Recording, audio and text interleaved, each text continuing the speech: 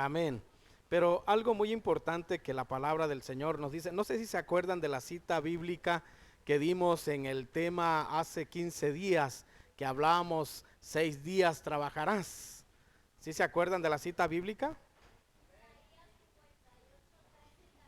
Amén. Isaías 58, 13 y 14 dice la palabra del Señor: si retrajeres del día de reposo tu pie, de hacer tu voluntad en mi día santo, y lo llamares delicia, santo, glorioso de Jehová, y lo venerares, no andando en tus propios caminos, ni buscando tu voluntad, ni hablando tus propias palabras, entonces te deleitarás en Jehová, y yo te haré subir sobre las alturas de la tierra, y te daré a comer la herencia de Jacob tu padre, porque la boca de Jehová lo ha hablado. Amén. Y esto es algo muy hermoso, miren hermanos, ¿saben? Yo no sé cuántos de nosotros nos gozamos, nos deleitamos. Y la palabra del Señor dice: cada uno de nosotros, cuando retrajeremos nuestros pies de hacer nuestra voluntad, ¿verdad? ¿Cuál es nuestra voluntad? ¿Qué es lo que nosotros muchas veces deseamos? ¿Qué es lo que nosotros queremos? Ahora, para que abras ahí en tu Biblia, vamos a leer el libro de Mateo capítulo 8, Mateo capítulo 8, versículo 2 al 3. Mateo 8, 2 al 3. Tiene algo que ver con lo que hemos leído anteriormente en relación al libro de Isaías, de retraer nuestros pies, ¿verdad? De hacer nuestra voluntad. Pero en esta porción escritural vamos a hablar precisamente de lo que Dios hace con cada uno de nosotros. Ya lo encontramos, Mateo capítulo 8, versículo 2 al 3, o versículo 2 y 3. Dice la palabra del Señor de esta manera, así como estamos sentados. Dice la palabra del Señor: y he aquí vino un leproso y se postró ante él diciendo: Señor, si quieres puedes limpiarme. Jesús extendió la mano y le tocó diciendo: quiero, sé limpio. Y al instante su lepra desapareció. ¿Se dan cuenta, hermanos? Qué hermosa es la palabra del Señor. Nos gozamos cada uno de nosotros, nos deleitamos en el Señor.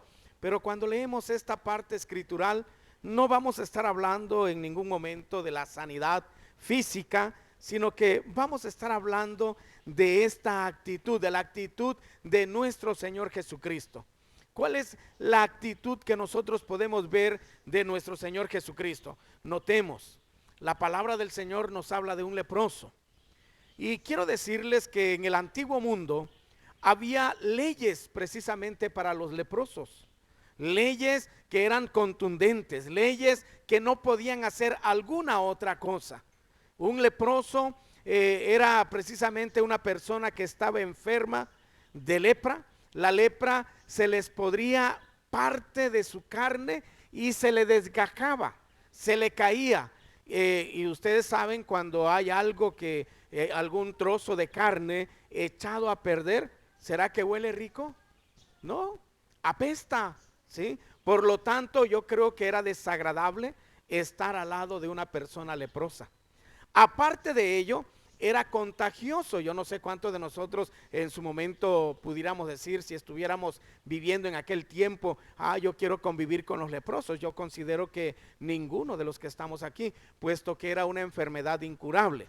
Hoy en día, a través de la ciencia, se ha llegado a tener cura para esta enfermedad, pero anteriormente no había una cura. Por lo tanto, habían normas y los leprosos tenían que ser, para empezar, aislados.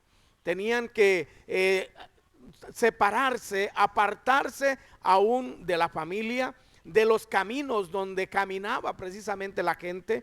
Habían zonas únicamente para leprosos, y quiero pensar, la Biblia no lo dice, pero quiero pensar que habían letreros únicamente con exclusividad, ¿verdad? Exclusivo para leprosos.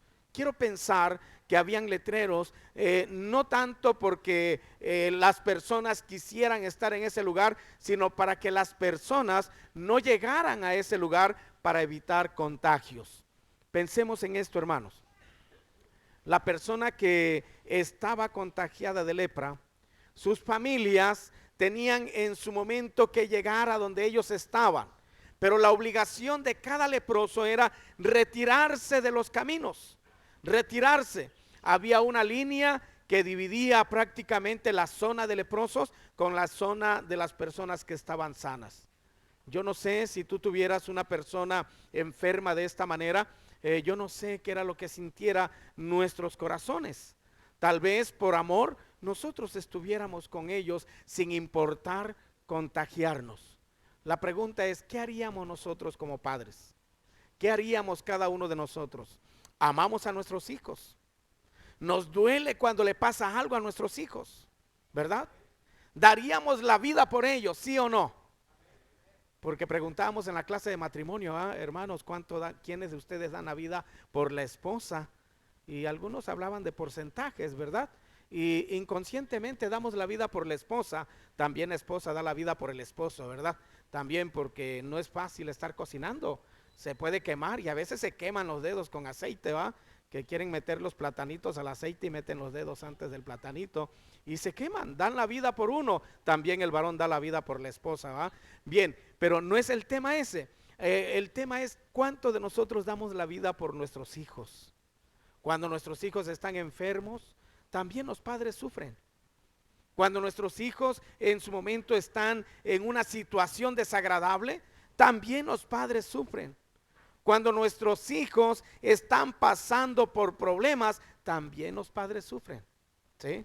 Y yo recuerdo que uno de mis hijos en su momento lo defraudaron con una fuerte cantidad de dinero y mi hijo dice, papá, ese dinero no era mío.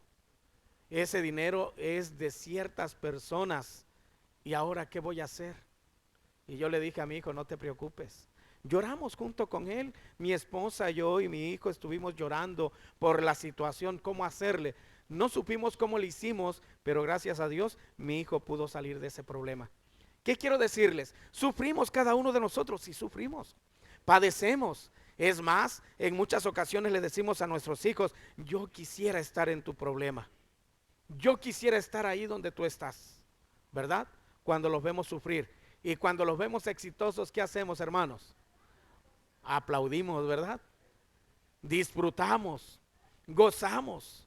Y en ese momento quiero decirles que cuando él sale del problema, llevó muchos años, quiero decirle, para que él pudiera recuperarse, ¿sí? Pero logró recuperarse gracias al esfuerzo que él mismo hizo, pero también al apoyo de los padres, que aún cuando no podían proveer gran cosa, al menos le daban palmadas en los hombros y le decían, puedes tú, hijo, tú sí puedes, ¿verdad?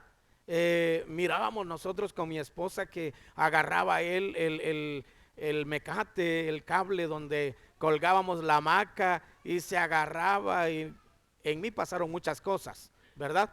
Y más sin embargo yo le decía, Dios está contigo. Ahora, con todo esto, miren hermanos, ¿qué quiero decirles? Cuando nosotros leemos la palabra del Señor, vemos que había un leproso, dice la palabra del Señor, que la familia, la Biblia no lo dice, pero la familia al llegar a la línea donde ellos tenían que estar, había una hora determinada que la familia podía llegar para poder proveerles alimento.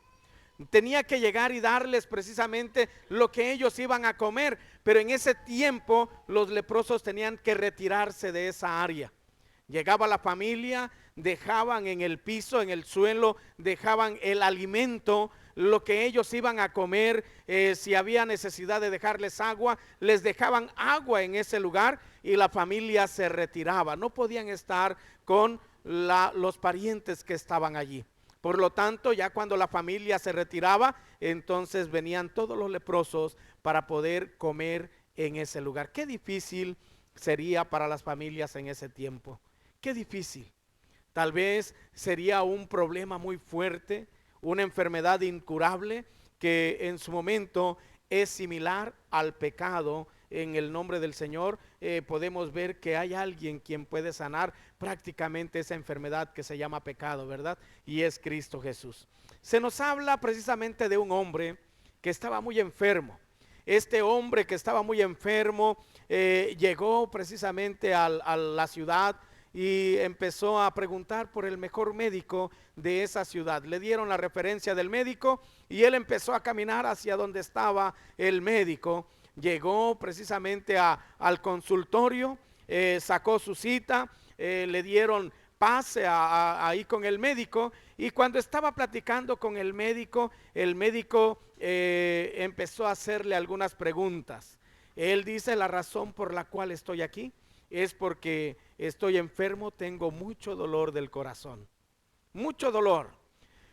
El médico lo examina precisamente su corazón y le dice: su corazón está perfectamente bien, está perfectamente bien. Esta persona dice: pero entonces, ¿por qué me duele mi corazón? El médico se da cuenta que lo que pasaba en él era un problema de estrés, ¿verdad? ¿Cuántos de nosotros conocemos el estrés? ¿El estrés qué es? O la depresión. ¿La depresión qué es? Soledad, tristeza, ¿qué más? Preocupaciones. Es la pérdida de interés, total de interés, ¿verdad? Es la pérdida de interés. Cuando tú estás deprimido, no quieres bañarte, no quieres comer, no quieres salir, no quieres hacer nada, ni siquiera trabajar. Tienes el montón de trabajo y ahí lo dejas, ¿verdad? No quieres tener relaciones con tu familia, ahí dejas a tu familia. ¿Sí o no? Es la pérdida total de interés. No tenemos absolutamente ganas de hacer nada. Y el médico se da cuenta que este hombre estaba depresivo, estaba cayendo o estaba ya en depresión. Por lo tanto, la tristeza en este hombre lo estaba llevando al abismo. A tal grado que el médico, cuando se da cuenta que era depresión, le dijo: ¿sabe? Es necesario ir al teatro de la ciudad, diviértase. Pero él no tenía deseos de ir. Es más, este hombre le dijo: ¿sabe usted? ¿Será que puedo sanar con ir al teatro de la ciudad? Yo estoy seguro que sí puede sanar. Mas sin embargo, él no quiso ir al teatro. ¿Sabe? Ahí en los periódicos hay secciones que vienen para jugar. Es más, traen chistes, traen esto. Léalos para que usted salga de este problema. Y este hombre se preguntaba nada más: ¿será que haciendo esta actividad puedo salir de la depresión? Llegó un circo muy famoso a ese lugar, y el médico le dijo: ¿sabe? Llegó un circo y en ese circo hay un payaso. Ese payaso, todo mundo que viene al consultorio y en las calles, donde quiera, comentan que ese payaso hace reír a toda la gente. Vaya a ese circo. Y nuevamente este hombre le pregunta y le dice: ¿será que voy a sanar yendo a ese circo? Sí va a sanar usted, porque ese payaso es muy bueno para hacer reír a la gente. Y este hombre le dice: doctor, ese payaso soy yo. ¿Se dan cuenta? Ahora, ¿qué es lo que cada uno de nosotros podemos decir? Tal vez podamos examinar nuestras vidas. Si algo muy importante notamos en la palabra del Señor, no es el milagro que se efectúa. Notemos lo que dice la palabra del Señor. Jesús, en el versículo 3, extendió la mano y le tocó diciendo: quiero, sé limpio. Es la respuesta a la pregunta anterior. Vuelvo a repetir la cita: Mateo capítulo 8, versículo 2 y 3. La pregunta anterior, o más bien lo que esta persona en su momento, estoy hablando de leproso, le dice a Jesús: y aquí vino un leproso y se postró ante él diciendo: Señor, si quieres puedes limpiarme. En respuesta a esta palabra, Jesús le dice: quiero. Eso es lo que yo quiero que notemos. La respuesta de Jesús. Y la respuesta de Jesús es: yo quiero limpiarte, yo quiero sanarte, yo quiero que tú estés bien, yo quiero que tú en su momento puedas levantarte del lugar donde tú estés. Nos preguntemos, hermanos, el estado en el cual se encuentra el mundo actualmente. ¿Cuál es? ¿Será que no está en la misma situación que el payaso? Buscando solución en otros lugares, buscando una respuesta a su necesidad. ¿Cuántas personas conocemos cada uno de nosotros que ya no quieren estar en la vida en la cual estaban antes? ¿Cuántas personas? Y yo quiero en su momento incluirme, hermanos, porque ¿de dónde nos rescató nuestro Señor Jesucristo? ¿Será que nos rescató de las mejores familias sin tener ningún vicio, sin tener ningún problema? ¿Ya nos rescató siendo santos? No. La palabra del Señor dice que del fango, del lodo, ¿verdad? De ahí nos sacó precisamente nuestro Señor Jesucristo. Muchos los ha sacado de la mentira.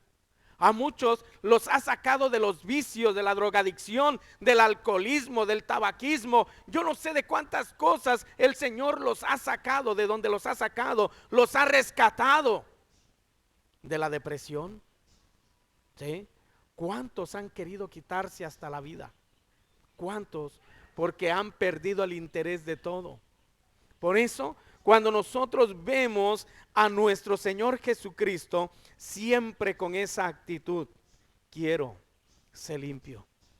Cuando nosotros nos acercamos a Él y le decimos, quiero ser una persona diferente, ayúdame, Señor, puedes ayudarme, tal vez le digamos, y Jesús dice, quiero. Amén, hermanos. Puedes decirle al que está a tu lado, hermanos, Jesús está dispuesto para ayudarte. No importa cuál sea tu condición, no importa cuál sea tu situación, Jesús está dispuesto para ayudarte. Los hombres tal vez se ríen. Miren, yo no sé cuántos de ustedes han conocido personas que se han emborrachado muchas veces, pero cuando están borrachos empiezan a hacer reír a todo mundo. Yo no sé cuántos de ustedes conocen personas así. Yo conozco personas así, ¿sí? Que cuando están borrachos hacen reír a todo mundo, ¿verdad? Se ponen a bailar delante de la gente. Personas que cuando están en juicio son tan serios como el limón, ¿verdad? Tan serios que no hacen por lo más mínimo ni un chiste, ni relajo. Es más, cuando le quieren hacer relajo hasta se enojan, hasta se molestan. Pero cuando andan tomados, quieren hacer reír a todo mundo. ¿Conocen ustedes personas así? Fíjense, pero por dentro, ¿cómo están? Tal vez están en la misma situación que el payaso, hundiéndose en la tristeza y yéndose en el abismo precisamente del pecado, de la desesperación, de la angustia, de no saber qué hacer, de la depresión. Quieren quitarse hasta la vida. Y no solamente eso pasa en el mundo, eso también pasa aún en las iglesias. Aún en las iglesias. Y cuando pasa en las iglesias, qué tristeza da, ¿verdad? Porque la respuesta la tenemos en nuestras manos. Jesús dijo, venid a mí todos los que estén cansados, todos los que estén afligidos. ¿Qué dice Jesús? Yo quiero hacerlos descansar. La respuesta de Jesús siempre es, yo quiero. Yo quiero. Dile al que está a tu lado, Jesús quiere, pero la decisión la tomamos nosotros. Amén. La decisión la tomamos nosotros. ¿Saben? El mundo está muriendo de aburrimiento, está muriendo de tristeza, está muriendo de desesperación. Buscan precisamente cómo olvidar aquellos problemas que en su momento tienen. Pasan tiempos en los placeres, pero cuando vuelven a la realidad, los problemas siguen. Los problemas están allí. Su copa no es como la que dice el Salmos 23. Mi copa está rebosando, ¿verdad? Pero de alegría, de gozo, de la presencia de Dios. Para ellos su copa rebosa, pero de amargura. Su copa rebosa, pero de tristeza. Su copa rebosa, pero de hiel. Hermanos, nos preguntemos, hagamos esa reflexión en nosotros. ¿De dónde me sacó el Señor? ¿De dónde? No respondamos, pero ¿de dónde me sacó el Señor? Analicemos todo lo que hizo Dios por ti, todo lo que hizo Dios por mí. ¿Saben? Dios hizo un pacto de amor. Y en ese pacto de amor no fue precisamente porque hayamos sido muy buenos, ni tampoco porque seamos hermosos, tampoco porque tengamos suficiente dinero, sino Dios lo hizo por amor. Así como nosotros lo hacemos con nuestros hijos. Amamos a nuestros hijos, queremos a nuestros hijos, damos todo por nuestros hijos. Si nuestros hijos se enferman y no tienes dinero al momento, no sabemos cómo lo hacemos, pero lo conseguimos. ¿Sí o no? Pero nuestros hijos no se quedan allí. Nuestros hijos tienen atención. Amén.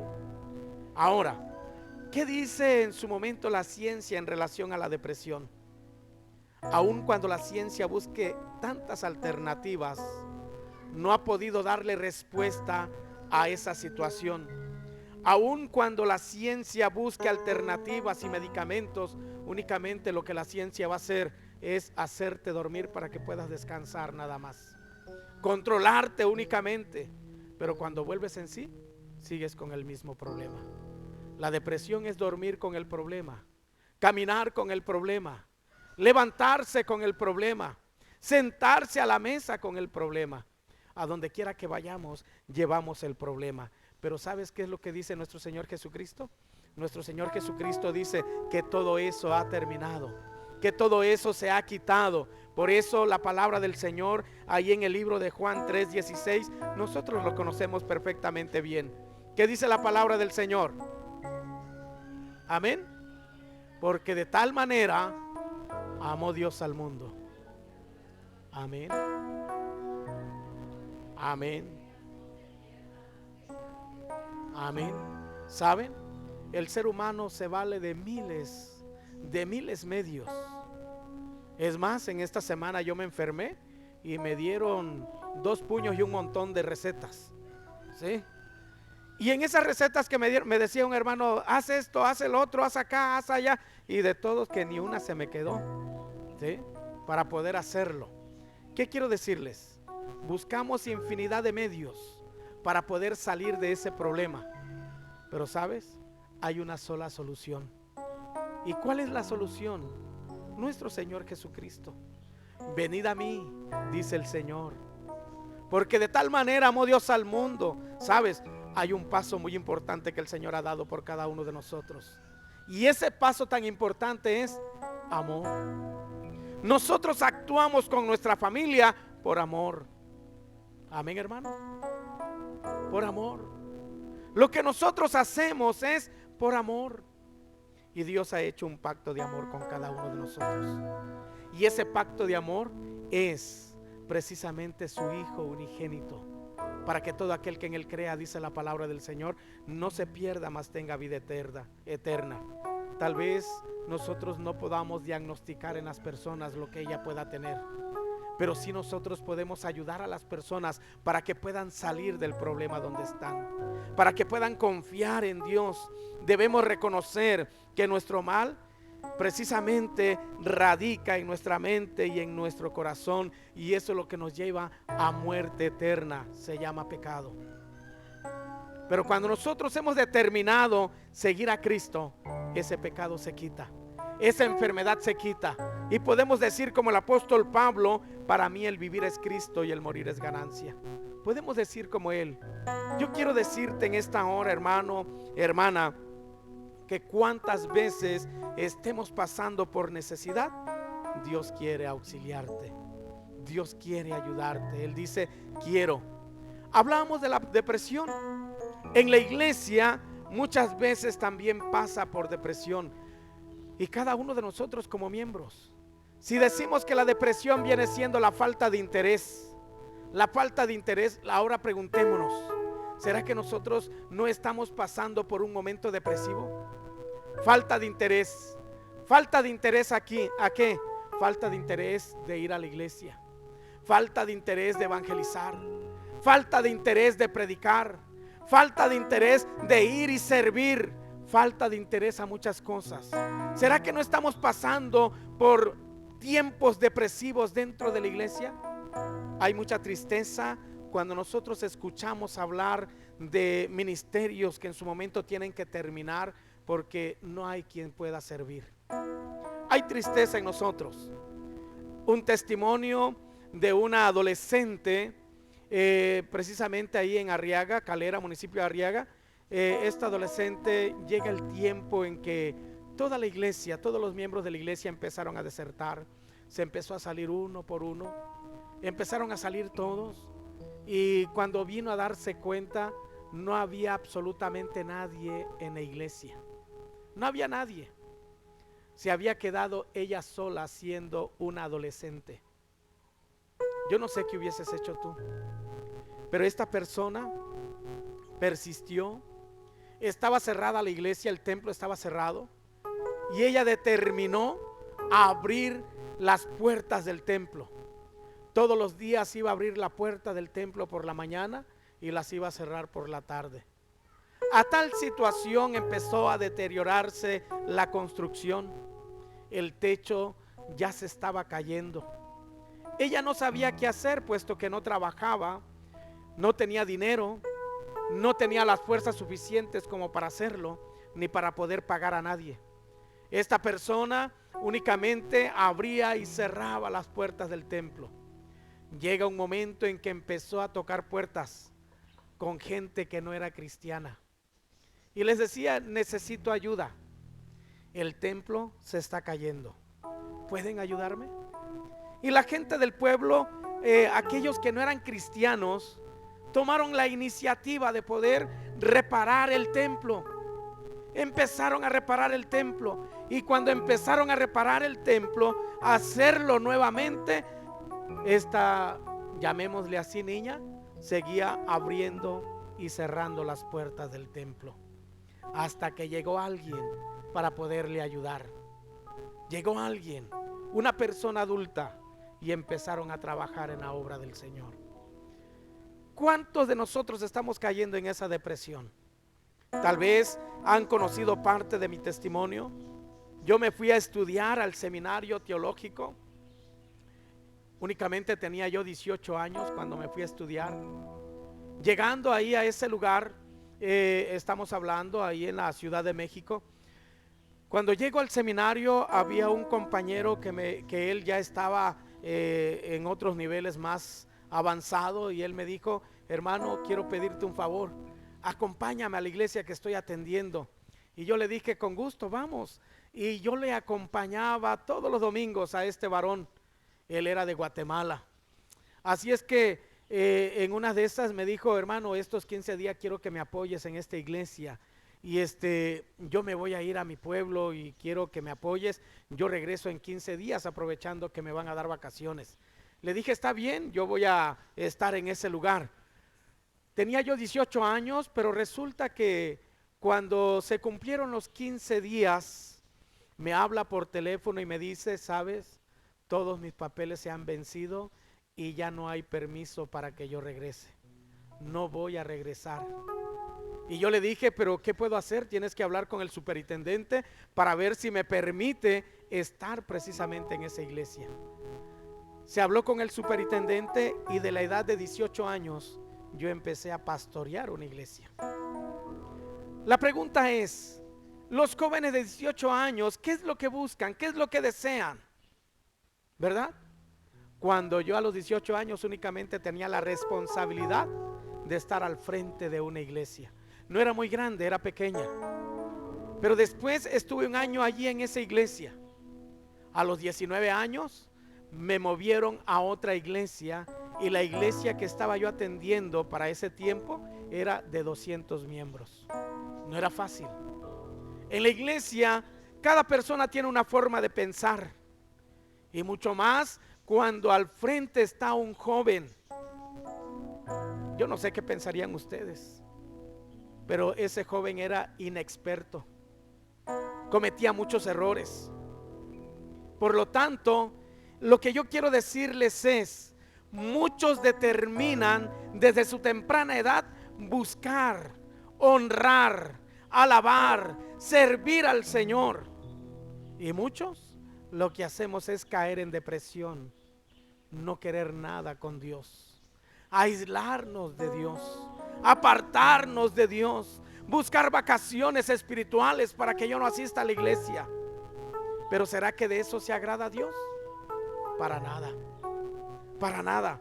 Por lo tanto, hermanos, ¿cuál es el mal que hay en la iglesia? ¿Depresión espiritual? ¿Eso es lo que hay en la iglesia? La misma palabra nos dice: venid a mí los que estén cansados y cargados. Palabra de Jesús. La misma palabra nos dice: porque de tal manera amó Dios al mundo, que ha dado a su Hijo unigénito, para que todo aquel que en él crea no se pierda, mas tenga vida eterna. ¿Saben, hermanos? Yo estoy dispuesto a servir. Se lo puedes decir. Si tú estás dispuesto a servirle al Señor, a buscar del Señor, dile al que está a tu lado: yo estoy dispuesto para servirle a mi Señor. ¿Se lo puedes decir? Amén. Habrán dificultades, habrán problemas, pero sabes, es el tiempo de que la iglesia pueda desafiarse, porque el mal está consumiendo no solamente a la gente que no conoce a Dios, sino también a la gente que conoce ya de Dios. Está consumiendo en una gran manera. Por lo tanto, tenemos que renunciar, hermanos, a la vida pecaminosa. Tenemos que renunciar a lo que está ofertando el mundo, lo que está ofertando Satanás. Y tenemos que empezar a caminar conforme a la voluntad de Dios. No estés, hermano, más enamorado del pecado y de las costumbres. Puedes decirle al que está a tu lado: hermano, ya no te enamores más de las costumbres. Dile al que está a tu lado: ya no te enamores más de las costumbres. Porque cuando nosotros nos enamoramos de las costumbres, a veces nos duele el corazón cuando nosotros no hacemos lo que el enemigo quiere que hagamos. ¿Me estoy dando a entender, hermanos? Amén. Es más, se aproxima una feria muy importante para los de Villaflores, ¿verdad? Dedicado a un ídolo, ¿sí o no? ¿Y qué estamos diciendo nosotros? Ay, ya se acerca la feria. Y tal vez codiamos al que está a nuestro lado: ¿vas a ir? 2 años sin tener feria y hasta ahora. ¿A poco no? Pensemos. Dile: no te enamores de las costumbres del mundo. No te enamores de las costumbres del mundo. Si tenemos que rendir honor, le rindamos a Dios. Amén. Se lo rindamos a Él. Jesús no ofrece un momento grato nada más. Jesús está ofreciendo salvación. Jesús está ofreciendo vida eterna. Hermanos, el dolor agobia. El dolor aniquila. ¿Sabes? El mundo está en dolor. ¿Cuántos de nosotros, es más, hermanos, a poco no? ¿Cuántos de nosotros tomamos alcohol alguna vez, cerveza o cualquier licor? ¿Tomamos alguna vez? ¿Sí o no? No me digan amén, hermano, no me digan, ¿no? Nada más quiero que podamos concientizar en nosotros. ¿Lo hicimos? Pregunto. Cuando estabas tomando, llámese cerveza o lo que sea, ¿va? Estabas alegre, contento, disfrutando, gritando, y si te ponían la música que a ti te gusta, si te gusta la música ranchera, gritando, ¿verdad? Y yo no sé cuántas cosas más. Pero al otro día que te está pasando ya la borrachera, ¿cómo nos sentíamos? Enfermos, ¿sí o no? Diría alguien por ahí: enfermos de gusto. ¿A poco no? ¿Qué produce? ¿A poco no produce dolor? Sin mencionar todo lo que trae a nuestras vidas, ¿va? Es más, la otra vez íbamos con mi esposa y topamos así una persona que venía bien borracha y le digo a mi esposa, era un varón: pobre muchacho, le digo, con seguridad ya va sin dinero. O se lo gastó todo o lo bolsearon, pero ya va sin dinero. ¿Sí? Así es que, porque él vivía, lo conocemos, vivía retirado de donde él iba caminando. ¿Sí? Así es que ya no tuvo más dinero. ¿Qué quiero decirte? ¿A poco lo que te está ofreciendo el mundo es dicha, es gozo? ¿Cuántos pleitos hay? ¿Cuántas separaciones en el matrimonio hay? Produce dolor, hermanos. Produce dolor, pero muchas veces hay mucha gente que está vendada y quiere andar precisamente en ese dolor. Jesús no te está ofreciendo dolor. Jesús te está ofreciendo vida eterna. Jesús te está ofreciendo dicha. Jesús te está ofreciendo precisamente Él que sea el centro de tu vida para que todo vaya bien. Es más, quiere cambiar nuestra forma de pensar. El apóstol Pablo cambió su forma de pensar a tal grado que él dijo: para mí el vivir es Cristo y el morir es ganancia. Por eso, cuando alguien muere en el Señor, también nos regocijamos. Amén. ¿Saben por qué? Porque hay una esperanza, y es una esperanza viva. Amén. Hermanos, yo quiero animarte para que te desafíes a ti mismo. Que nadie te desafíe a ti. Sabes, quiero desafiarte a ver si haces esto. Miren, eso es palabra del mundo. El que quieran desafiarte, te desafío a que hagas esto, te desafío a que hagas el otro. Y les digo esto, ¿por qué? Porque cuando éramos jóvenes siempre nos desafiábamos el uno para con el otro, ¿verdad?